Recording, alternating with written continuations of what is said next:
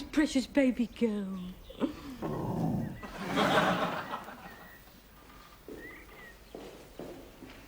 We've got an exciting day today.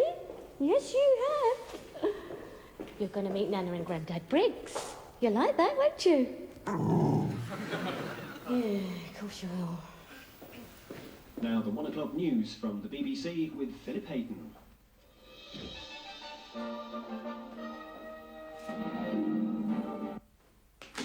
Let's have a bit of Shirley.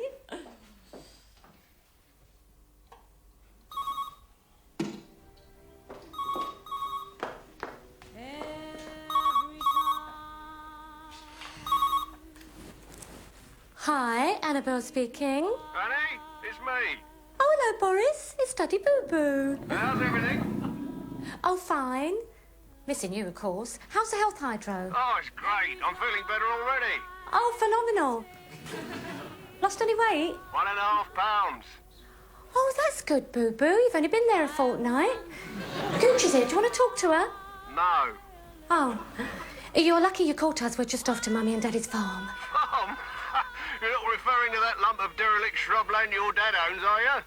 All right, Boris, I know it's not a real farm, but it's in Kent and it's got chickens. We're throwing a little party for Mummy and Daddy's anniversary. All the family's going. I wish you could have been there, Boo-Boo. God, woman, you must be joking. Look, Boris, you've only met my family once. They're not always like that. At this moment in time, your family is something I can do without. I'll call you later. All right, Boo-Boo. Ciao. Love you.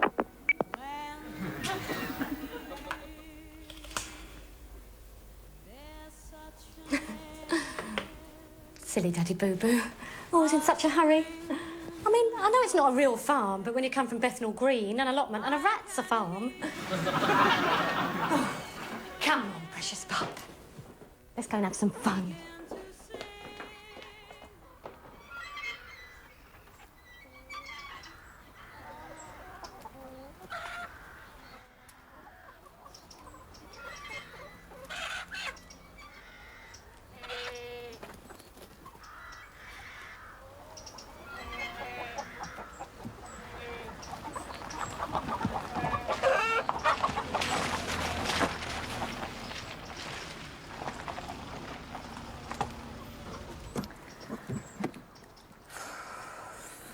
Well, here we are, Gucci.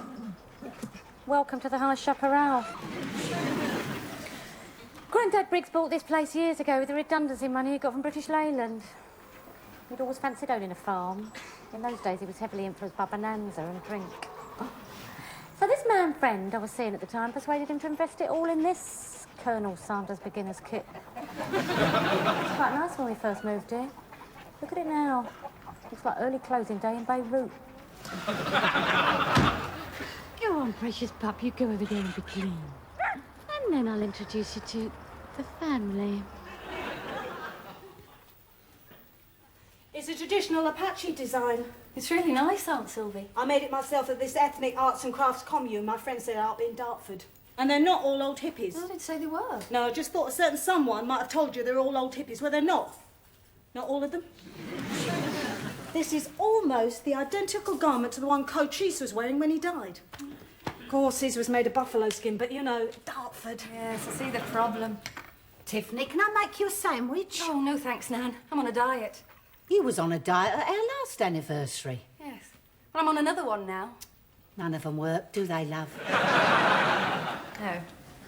So, what's it all in aid of, eh? A young man? Well, I've been dating a doctor from the hospital where I work. Oh, a doctor. Oh, you can't go wrong with a doctor, can you, Sylv? Dunno, ask Mrs. Crippy. Tiffany, would you get us another bottle of champagne? Well, this stuff. It's in the hall, isn't it?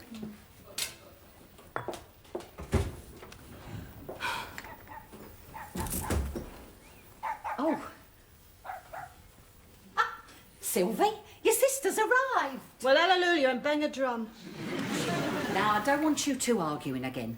This is me and your dad's anniversary, and for all we know, it could be his last. Dad's not ill, is he? No, but let's pretend he is. I wish you two would at least make an effort to try and get on with one another. Look at you there. Ah. First twins born down our street. Me and your dad were so proud of you. Well, we still are, in our way. You're proud of Annie? Yes. She's done nothing for us to be ashamed of. Nothing to be ashamed of. We only moved to this farm so we wouldn't hear the neighbours talking. Do I have to remind you what people in glass houses should never do? You was an unmarried mother. Now look, Still are. You know I don't like talking about that. And anyway, I didn't go gallivanting around every disco and nightclub in London picking up any man who had a few quid in his wallet. That is not fair. She was very choosy. And what does it matter anyway? So she had a few sugar daddies. A few? I'm surprised her teeth haven't rotted. What are you talking about? Your mum. Well, things have changed. Annie's a married woman now with a poodle, and don't you forget that. Louie, it's me! Oh, we're in the kitchen, Annie. I'll just tie you up to the banisters, darling. Has she brought one of her boyfriends with her? Oh, hello, sweetheart. Oh, get you. You look younger every time I see you. Oh, thank you. It's just calinetics and oil of oolay. Hi, Phil. Lovely jumper. Make it yourself. It's based on a traditional Indian design. Oh, and it shows. Makes you want to rush out and buy a biryani. It's an Apache Indian design. Whatever, it is phenomenal. Hello, Dumpling. Mum. What's all this? Where's Daddy? He's refusing to come out of the hen house. He's come to the conclusion he don't like women. Don't like women, that's ridiculous. I mean, he's got us. Says it's like holding a party in cell block H. I'll go and have a word with him in a minute. I've been to Harrods. Oh, it's madness up there on a Friday. Yeah, I try and avoid it these days. I bought you all some sandwiches. There's prawn and avocado, chopped egg with spinach, and tuna with a sort of Chinese cabbage. Don't they do cheese? Well, they might, Mum, but you can't go into Harrods International Food Hall and ask for a cheese sandwich, can you? I mean, what would they think? Most probably think you're as common as muck, eh? See? Sylvie's tried it. I bought you some of that exclusive French perfume. They don't test it on animals anymore. Oh. And I bought Daddy a lovely pipe. Grandad doesn't smoke, Mum. He gave it up 10 months ago. He was smoking last time I was here. That was at their last anniversary party. You haven't seen him for a whole year. We've got a photo of him somewhere. Oh, is it that long? Well, I've been so busy, what with getting married and everything. You know how it is, Sylv. Oh, no, of course you don't, do you? You should try it sometime. It is really fab. Oh, by the way, Boris, your stepdaddy. I know who Boris is. He can't be here today. He's had to go away to a very expensive health hydro. Doctor's orders. Lucky bugger. I will have nothing.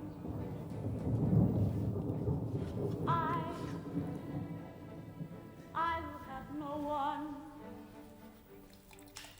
Adore you and want you so. No one with nothing to give you. Oh, look. That's when we first moved into the farmhouse. Oh, does it look pretty? Yeah, that's before your granddad decorated.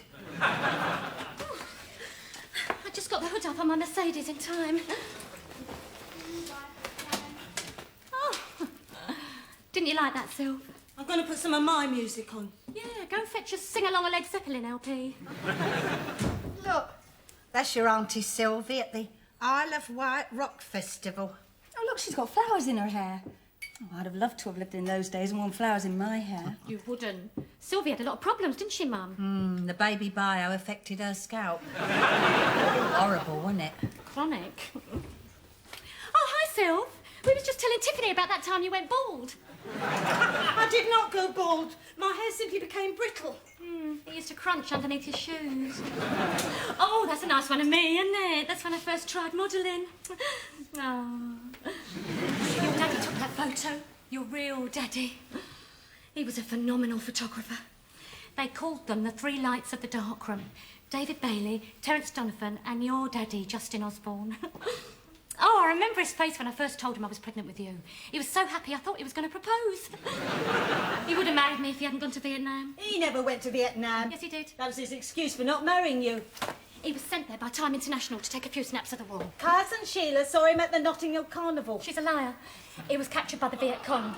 Him and Errol Flynn's son. Honest. Then he was a contestant on The Golden Shot. That wasn't just They kept him prisoner for 3 years. When he came back, he was a changed man. He didn't even recognise me. Walked straight past me in Carnaby Street. You didn't recognise him either, did you, love? Well, not straight away, no. Like I say, he was a changed man. He'd put on weight and had a curly perm. So did that bloke on the golden shop. That wasn't just him! Oh, after 3 years in a prisoner of war camp, had he managed to put on weight and have a curly perm? I don't know, Dumpling. I think they brainwashed him. He was a nervous wreck. Lost all his confidence. They'd broken his spirit beyond repair. Come on, Mummy. What's he up to nowadays? He runs a nightclub in Tenerife. Tiffany spent a week over there with him. Tell Nanny who you saw in Daddy's nightclub. Well, I'm not sure if it was him. Tell Nanny! Well, it was some actor who used to be in Coronation Street. Chris Quentin. Honest. Phenomenal place. Oh, look, there's Sylvia's Lone Star when he was 3. What a little cracker. He doesn't call himself Lone Star anymore. Prefers to be known as Andrew. Well, he would, wouldn't he? Why did you call him Lone Star? It's the fashion of the day. He was born here in this farmhouse. Just before I went into labour, I looked out of our front room window and there, in the dusk sky, was a single star, a lone star. I thought it was a message. That's lovely. And it was a name to carry him through life. Lone Star Briggs. Well, it's better than naming your daughter after a shop. A shop? Tiffany's is not a shop. I thought it was a shop. Well, it is a shop, but it is not a shop. It's more like a temple. Me and your real daddy went to New York and he took me to Tiffany's. It was beautiful. I thought to myself, if ever I'm lucky enough to have a daughter, I'm going to name her after this. Be thankful he didn't take her to B-James. And Lone Star's lucky you didn't look out the back window or he'd have been called chicken shit.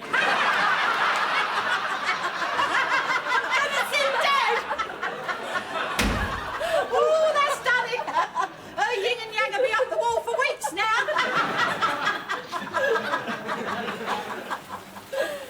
Mum!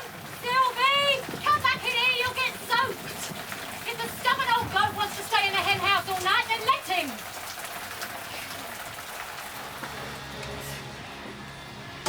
It's not right a man of his age spending so much time with chickens. They get funny as they get older. Take my Boris. Oh, he's not spending time with chickens, is he? Oh, no. He's far too busy for hobbies. He's spending more and more time away from home on business, though. I keep telling him to slow down. Still, I shouldn't complain. He gets me anything I want. Is his cholesterol still high? Oh, don't. Doctor's told him not to sit in the sun in case he curdles. Oh, do you want a drink? No, thanks. I've got the car outside. Oh, well, come home in a minicab with me. We'll pick up the cars tomorrow. No, I can't. I'm on duty at 11. Oh, yeah, of course.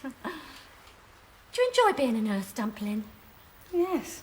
I love being a nurse. Would you please stop calling me Dumpling? Why? Well, because I haven't got the figure to be called Dumpling. Well, no, I have got the figure to be called Dumpling. You're becoming paranoid about your weight. I've seen bigger girls than you. Oh, so have I. They're usually Russian and have shot puts under their chins. So no more Dumpling, please. All right, whatever you want. So, tell me, are you still at that National Health Hospital? Yes, I'm still there. Why don't you get a job in a nice private clinic, Sugar? At least you'll earn a decent wage. I was up at my little chap's in Harley Street last month. He's the one who sorted out my jogger's nipple. And there was a nurse there at a Porsche. Second-hand, but you'd never know. How many times? I don't want to work in a private clinic, and I don't want a Porsche. Oh. The headmistress at your boarding school said you had a glowing future. I mean, why do you think I sent you away there? So I wouldn't get under your feet and stop you and your friends having fun. That is a cruel and callous thing to say to your own mother, Tiffany. A cruel and callous thing. Well, I'm sorry. And that's how it seemed to me at the time. I wanted you to have all the things I couldn't have. I wanted you to have a first-class education so that you could become someone in your own right and not have to rely on men, others. I spent a fortune on you. Well, you didn't pay for it. Oh, my uncles picked up the tab. No, that is not true. Well, what does it matter who paid for it? No, it doesn't, I suppose. Look, I know what I want to be, Mummy. As soon as I qualify for my RGN certificate, I want to specialise in geriatrics. Well, there's a doctor down at the hospital where I work, and he's... you know... Old? No. He's special, and he works in that field. Look, Mummy, I like to think I'm helping people who wouldn't get help otherwise. Oh, yeah, of course you do. That's nice, darling. You do whatever you want to do. Just be happy, that's the main thing. Are you happy, Tiff? Yeah. I'm happy. Oh, that's good. And pushing all them wheelchairs around will soon get that weight off. Hi, Phil. Tiffany's going to become an international consultant in geriatrics. Really? Then why don't you go and take a look at her granddad? Oh, leave him alone. He's most probably having a sleep out there. I'm just going to try and persuade him to come in and have something to eat. Yeah, see if he fancies an egg sandwich. I don't like it, Sylv. I mean, all that education I paid for, and what is she doing with it? Tucking a few old codgers up in bed. Yeah, must run in the blood. All right, Sylvie, you've got something to say to me? Say it. Let's have it out in the open. What's that old hippie saying? Tell it as it is, man. It just drives me mad, the way you swan in here once a year with your prawn and avocado sandwiches and designer poodle. You think you're really special because you've got fancy jewelry and indoor swimming pool. Huh. You even call yourself Annabelle, but you can't fool me. As far as I'm concerned, you'll always be playing Annie Briggs from Khartoum Street, Bethnal Green. You're all Chanel number 5 and no drawers. Come on, Sylv, don't bottle things up. I know all about your mem friends who took you to the best restaurants and trendy West End nightclubs. We could have all done that, couldn't we? Don't remember bumping into you much. That's because I had too much pride. You know what really gets up my nose? No, but if I ask you nicely, will you tell me? That despite everything, you're still Mum and Dad's favourite. I stayed with them. I helped them run this place while you were sailing around the world on some Greek tycoon's yacht, but you're still their favourite. I used to warn you you'd get nowhere in life being a good time girl. But look at you. Your daughter went to a private school, you're married to a millionaire, you got a lovely house and a brand new sports car. Oh, and what about me, Annie? I got pregnant at 18, I got stuck in this dump. While you were sending postcards home from Barbados, I was out there in the frost milking those sodding goats.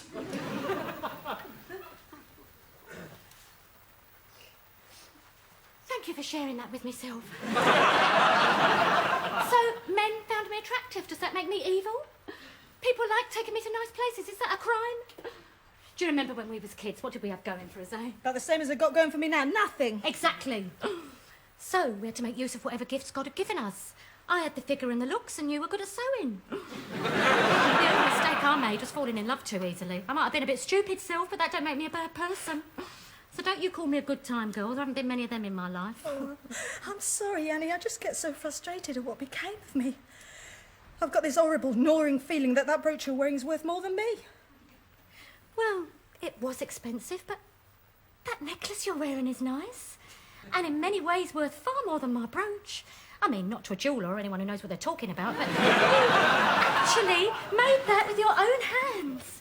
You make your own clothes, you grow your own tomatoes, and that is phenomenal. Your values are different to mine, Sylvie. You're rich in ways that I am poor, and vice versa, see? How much is that brooch worth? It's worth nothing to me, Sylvie, because I'm giving it to you. Oh, don't be stupid. I can't take it. I'm not taking it, I'm giving it. I can't. I want you to have it. Boris will buy me another one. I can't. Go on, take it. All right.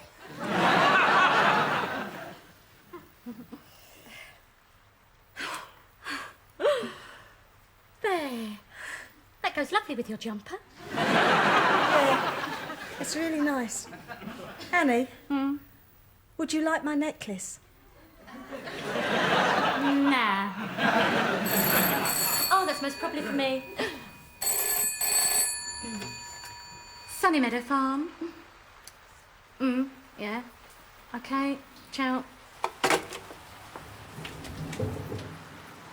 Mum! Tiffany! That was Dad on the phone! He's been down the pub all day! Something in the way he moves attracts me like no other lover. Something in the way he moves me. I don't want to leave him now. You know I believe in love. Somewhere in his smile.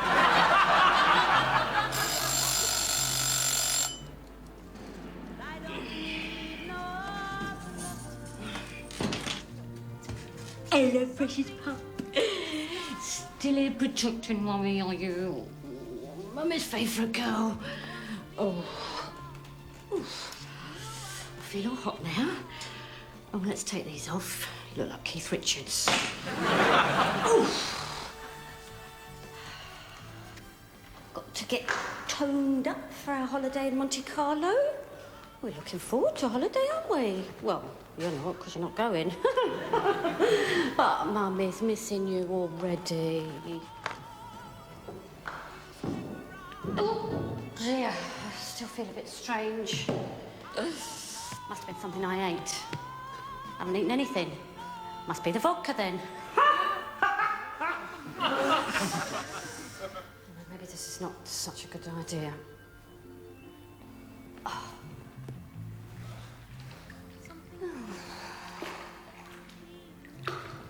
Did you like meeting Mummy's family? Yeah, of course you did. You might have a little family soon. Daddy Boo Boo's taking you to a special place where you meet a nice boy poodle. And then you'll have lots of little baby poodles. Yes, you will. We'll have loads of poodles then. Oodles of poodles.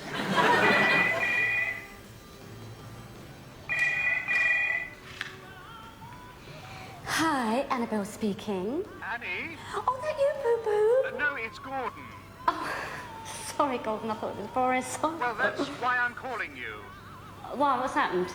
Has he been arrested? Oh, no, nothing like that. Oh, look, if Boris is in trouble, you sort it out, Gordon. You're his solicitor. Annie, Boris is ill. Ill? Well, what do you mean, ill? How can he be ill? Is it a health farm? How ill? They've rushed him to the local hospital. No. Well, how is he? Have you seen him? They won't allow anyone in. He's in intensive care. Intensive? No. No. Not my Bobo. Believe me, Annabelle, they're doing everything they can. Annie? Are you still there? Annie?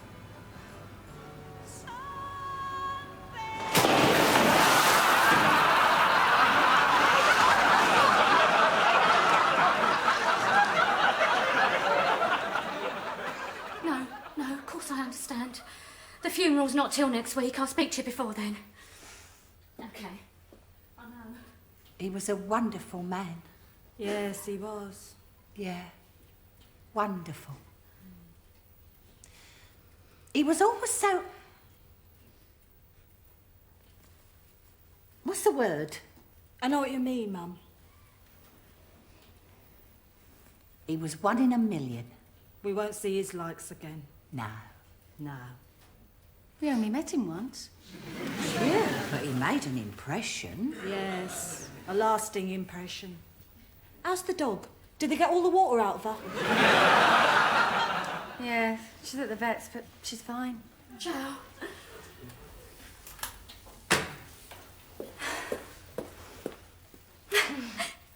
That was Justin, your real daddy, phoning from the nightclub. He wanted to fly over to be with me in my hour of need, but he's had another anxiety attack and the San Miguel factory's on strike, so... You okay, sis? Oh, you know me, Sil. Tough as old boots, eh? Is there anything we can do, love? No, thank you, Mummy. Everything's being taken care of. The undertaker called round just before you arrived. Who found Boris? According to the manager of the health farm, Boris's wife phoned for the ambulance. His wife? But you were at Nan and Grandad's. I know where I was, Tiffany. They'd been there together a fortnight. I'm not going to cry. He'd been having an affair. Oh, there. Come on, darling, give your mum a cuddle. Oh. I'm not being cruel, darling, but I can't say it surprised me. When we first met him, he was a married man with a bit on the side. Oh. You. That was different. Apparently this one's a bimbo. Anyway, when I met Boris, he'd already broken up with his wife. There's something else. I have just been told that 3 of Boris's companies were going into liquidation and he didn't even say a word to me. As far as I know, he's left me destitute. I could end up in a cardboard box. It wouldn't suit me, would it, Mummy? No, it wouldn't be you, darling. You're becoming hysterical. Really basing all these assumptions on rumours. I mean, who told you? Boris's accountant. Me! I mean, why? I'm not going to cry. Why do they do this to me? They make me fall in love with them, then they lie to me, and they cheat on me. Why, Mummy, why? I don't know, darling. You just got that sort of face. I'm just a doormat for them to wipe their feet on. I'll write my life story one day. I'll call it A Day in the Life of an Odour Eater. I will never trust another man as long as I live. I mean, where's Justin when I need him? Well, he's suffering too, Mummy. His nerves are bad. It's the trauma of what happened in Vietnam. He never went to Vietnam. See, Dick. Cousin Sheila saw him at the Notting Hill Carnival. You can't believe a word she says. We saw him on the Golden Shot. He won a pulled-away bike. Oh, Tiffany. Oh, Mummy. No man, no man.